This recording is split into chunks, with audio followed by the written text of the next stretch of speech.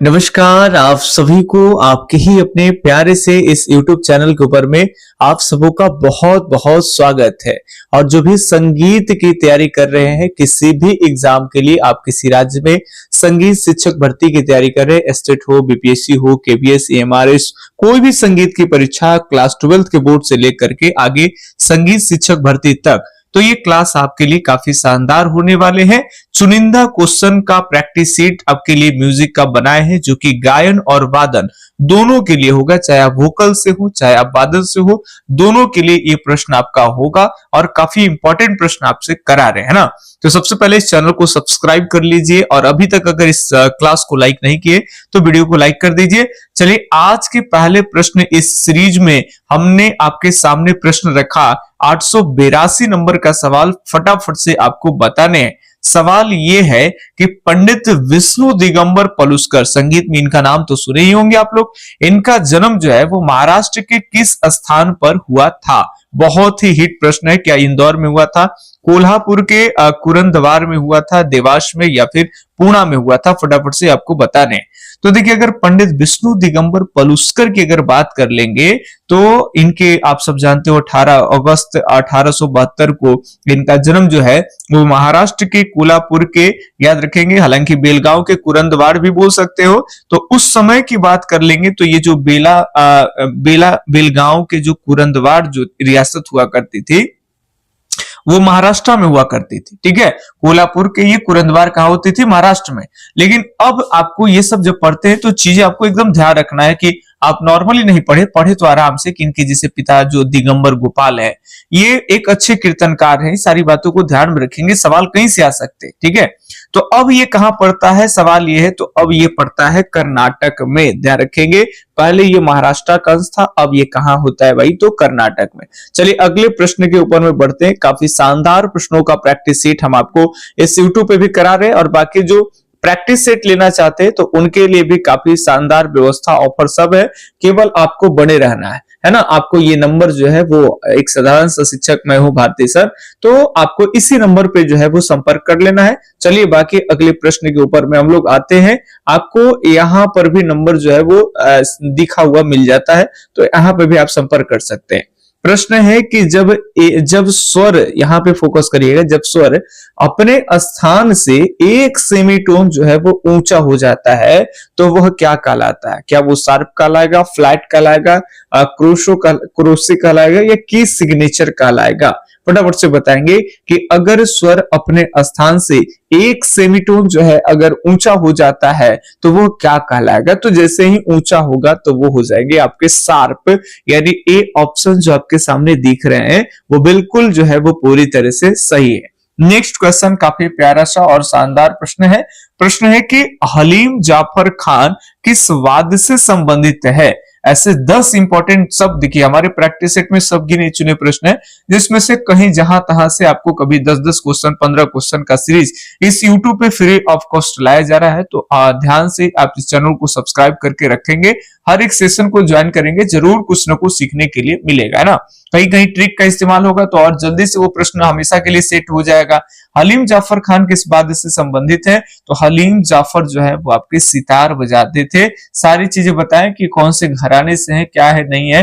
Batch के अंदर सारी कुछ डिजिटल बोर्ड पे एकदम आराम से सारी चीजें लिख लिख के पढ़ा रखे, तो आप जब क्लास को देखेंगे हमें सुनिएगा वहां पे, है ना, तो चीजें आराम से ऑटोमेटिक याद हो जाएगा।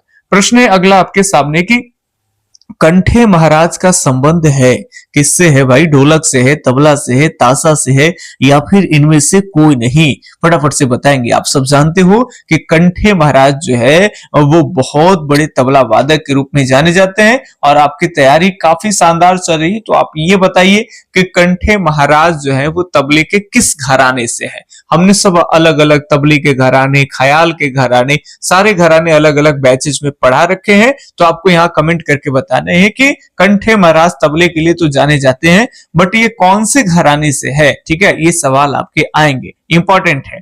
अगला सवाल आपके सामने है, उस्मान खान किस घराने से है? फटाफट से बताएंगे। उस्मान खान क्या दिल्ली घराने से, आगरा घराने से, बनारस घराने से, या फिर कोई नहीं? फटाफट से बताएंगे कि उस्मान खान जो है वो कौन से घराने से है। अच्छा, ये भी बताइएगा कि आप कौन से जिले से हैं, ताकि अलग अलग डिस्ट्रिक्ट के बच्चे देखते हैं तो हमें एहसास होता है कि किन किन जिला से बच्चे जुड़े हुए हैं और संगीत की यहाँ तैयारी कर रहे हैं ना, तो बेहद अच्छा लगता है। तो फटाफट से आप बताएंगे कि आप कौन से जिले से, और अभी यहाँ बताना है कि उस्मान खान। तो ध्यान रखेंगे, देखो उस्मान खान जो है वो आपके दिल्ली घराने से हो जाएंगे, तो ए ऑप्शन सही है। जैसे ही दिल्ली घराने बता पढ़ाए हैं तो दोनों आपको एक साथ हम आपको बताए थे, पढ़ा रहे होंगे, चाहे वो तबला के घराना, चाहे आपको गायकी के ख्याल के घराना। तो दोनों बात बताएं, दिल्ली तबले के भी घराना है और ख्याल गायकी के रूप में भी जानी जाती है, और दोनों घराने के संस्थापक जो है वो भी अलग अलग है। सारे कुछ वहां क्लियर कर रखे। चलिए, आपके सामने एक बहुत बड़े व्यक्ति आगे जिनका नाम पी शंभमूर्ति है। ये पी शंभमूर्ति कौन थे? क्या वो एक वादक थे, गायक थे, नर्तक थे, या फिर आपके संगीत शास्त्री थे? फटाफट से बताएंगे। तो अगर पी शंभमूर्ति की बात कर लेंगे तो पी शंभमूर्ति जो थे वो एक बहुत बड़े संगीतज्ञ माने जाते हैं, संगीत शास्त्री, है ना। तो ये डी ऑप्शन जो है वो आपके सही हो जाएगा। आइए नेक्स्ट प्रश्न के ऊपर में अगर बात कर लेंगे। प्रश्न है कि भुर्जी खा का संबंध किससे है? भाई, भुर्जी खा का संबंध क्या वो पटियाला घराने से, जयपुर घराने, दिल्ली घराने, या फिर इनमें से कोई नहीं? फटाफट से बताएंगे। तब तक बता रहे हैं कि जो भी बच्चे एस्टेट की तैयारी कर रहे हैं, एस्टेट में बैठने वाले हैं, तो आपके लिए मात्र 199 रुपया का शानदार जो है वो प्रैक्टिस सेट लेकर के आए। 199 में 1000 प्रश्न अगर प्रैक्टिस करते हैं, 4 ऑप्शन वाले आपके एग्जाम से रिलेटेड रहेंगे, 100 अंक आपके केवल म्यूजिक के ही रहेंगे। आप चाहे तो उसी के दम पे अच्छे अंक से पास हो सकते हैं। तो इसमें 1000 जो प्रश्न देंगे उसमें से 100 में आपके 70-80 प्रश्न जो है आराम से इजिली बन जाएंगे, अगर इसको बढ़िया से देखेंगे, सेट लगाएंगे, है ना। गलती होगा उसे आराम से एहसास करेंगे, बार बार गलती को देखेंगे, क्लियर हो जाएगा। इसका फी आपको 199। जो अगर लग रहा है कि सर हमें नोट्स भी चाहिए, तो प्रैक्टिस सेट और प्लस नोट्स, प्रैक्टिस सेट का नोट्स का दाम है आपका 299 लगेगा, और प्लस आपका प्रैक्टिस सेट का 199 199 अगर बात कर लेंगे तो ये टोटल आपको जो है तकरीबन 500 रुपए के आसपास पड़ते हैं। लेकिन अगर दोनों एक साथ अगर लेना पसंद आप करेंगे तो ये केवल और केवल जो है वो 350 रुपए के आसपास में चीजें आपको दोनों के दोनों एक साथ मिल जाएंगे। यानी आपको 1000 क्वेश्चन का प्रैक्टिस और प्लस में एस्टेट के लिए एक शॉर्ट नोट्स आपको मिल जाएगा, जिसमें हर एक इंपॉर्टेंट बात ही रहेंगे। बहुत बड़ा ग्रंथ आपको नहीं दे देंगे कि आप पगलाने लगिएगा, है ना। तो इतना बेसिक चीज, मतलब इसको करने के बाद तो पूरी 100% है भाई गारंटी कि आप एस्टेट क्वालिफाई करेंगे ही करेंगे, और केवल म्यूजिक के दम पे काफी अच्छे मार्क्स से कर लेंगे। और बाकी बीपीएससी वाले तो बहुत दिनों से हैं, आप चाहे तो आप बैच ले सकते हैं। जिनका टारगेट है कि सर हम स्टेट के साथ बीपीएससी भी क्लियर कर लेंगे, मौका मिलेगा तो वो बिल्कुल आराम से कर सकते हैं। हमारे पास संगीत का एक बैच है, हम सजेशन करेंगे कि आपके लिए बैच ही वो चीज है जो एस्टेट बीपीएससी केबीएस, मतलब भविष्य में कभी आपको बैच की आवश्यकता नहीं पड़े। आप एप्लीकेशन पे जाएंगे तो VR एजुकेशन का आप एप्लीकेशन डाउनलोड कर सकते हैं प्ले स्टोर से जाके, VR एजुकेशन। देखिए वहां पे आपको परेशानी होगा, कैसे करे, क्या करे, नहीं करे, कर भी लेते हैं तो एप्लीकेशन में आएंगे तो आपको वहां पे 599 रुपए का बैच दिखेगा। लेकिन जैसे ही आपको जो हमारा नंबर दिया जाता है, आप इस नंबर पे संपर्क करते हैं तो आपको, अगर हमारे पे गूगल पे या फोन पे करते हैं तो मात्र यही बैच आपको संगीत का 499 रुपए में मिल जाएगा, जिसमें कंप्लीट जो है वो आपके डिजिटल बोर्ड पे अच्छे से एकदम लिख के ट्रिक से एकदम चीजों को, संगीत के पूरे सिलेबस को कराया गया। कर्नाटकी संगीत हो, पाश्चात्य संगीत हो, घराने हो, है ना, राग हो, सारी चीजें जो है वो आपके ताल वगैरह सारा कुछ कराया हुआ है। कुछ भी अलग से पढ़ने की जरूरत नहीं पड़ेगी आपको, जितना कराया गया उतना कर लेंगे। हर एक क्लास में आपको मजा आएगा, एनर्जी आएगा, है ना। इसका फी मात्र और मात्र अगर हमारे नंबर पे संपर्क करते तो 499 रुपया में स्टेप बाय स्टेप हम आपको व्हाट्सएप पे गाइड करेंगे, कैसे आप ऐप इंस्टॉल करेंगे, लिंक वगैरह सब चीज देंगे, कैसे कहां दिक्कत है, सारी कुछ गाइडेंस देंगे। और कभी भी दिक्कत होगा तो आप व्हाट्सएप के जरिए कुछ एक्स्ट्रा पूछ भी सकते हैं, ठीक है। चलिए वापस से आते हैं अपने प्रश्न के ऊपर में। ये तो जो बच्चे नए जुड़ते हैं उनके लिए हम बता दें कि हमारे पास इस टॉप एमसीक्यूज के अलावे बहुत ऐसा चीज है जो आपको सफलता की राह तक सीधा का सीधा पहुंचाने में मदद कर सकता है। आइए बुर्जी खां का संबंध की अगर हम बात कर लेंगे तो इनका संबंध जो है वो जयपुर घराने से है, तो बी ऑप्शन एकदम सही है। नेक्स्ट क्वेश्चन की बात कर लेंगे तो अगला ये रहे आपके सामने प्रश्न। भाई आ गए एक घराने के काफी खतरनाक व्यक्ति जिनका नाम है हद्दू खां। हद्दू खां किस घराने से ताल्लुक है? बेतिया से, ग्वालियर से, आगरा से, या फिर इनमें से कोई नहीं?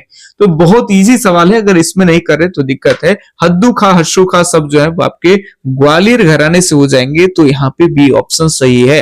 देखिए एक बच्ची हम पे फोन की, एक महिला, और बोली क्या कि सर जे 150 क्वेश्चन आता है ना, उसमें अगर बी भी मार देंगे सर तो हो न जाएगा। पिछली बार ऐसे ही बी भी मार दिए थे तो 40 मार्क्स हम लाए थे सर। देखिए अब हम क्या कहें, देखिए ऑप्शन में तुक्का तब लगाई जाती है जब चीजें आपको 10-20 क्वेश्चन 30 क्वेश्चन ऐसे है कि 150 में से नहीं बन रहा है, तो लाओ भाई तुक्का मार देंगे। और जो लोग फॉर्म भरते ही है तुक्का लगाने के लिए, तो उनका कुछ कहा नहीं जा सकता है ना। तो आप तैयारी को दुरुस्त रखिए, इन चीजों पे नहीं पढ़िए, आप अच्छे नंबर से पास होंगे। जैसे बताएंगे गाइड करेंगे वैसे आप करिए। ये नहीं है, इसके लिए कोई ईश्वर खुद ही नहीं आते इस धरातल पे कि हम एग्जाम निकालेंगे नौकरी करेंगे।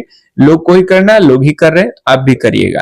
गत के कितने प्रकार है? 3, 2, 5, इनमें से कोई नहीं। तो गत के प्रकार हो जाएंगे गुरु 2, है ना।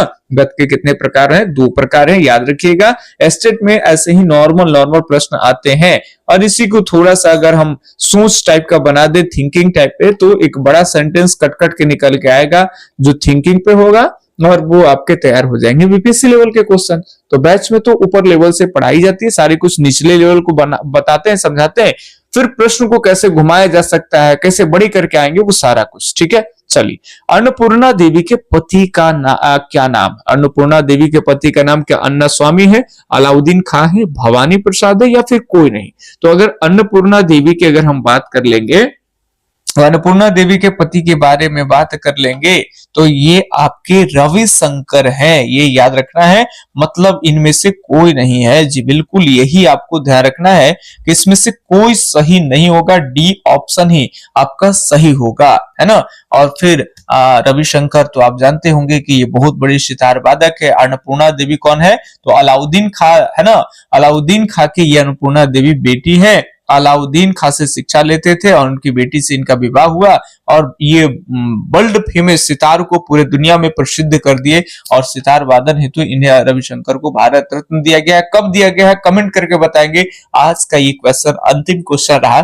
तो सीरीज कैसा लगा? बहुत ही कम समय में चीजों को निकाल दिए नए बच्चों के लिए, चाहे वो प्रैक्टिस सीट हो, थ्योरी नोट्स हो, है ना, चाहे वो बैच हो, सबकी जानकारी भी दी गई।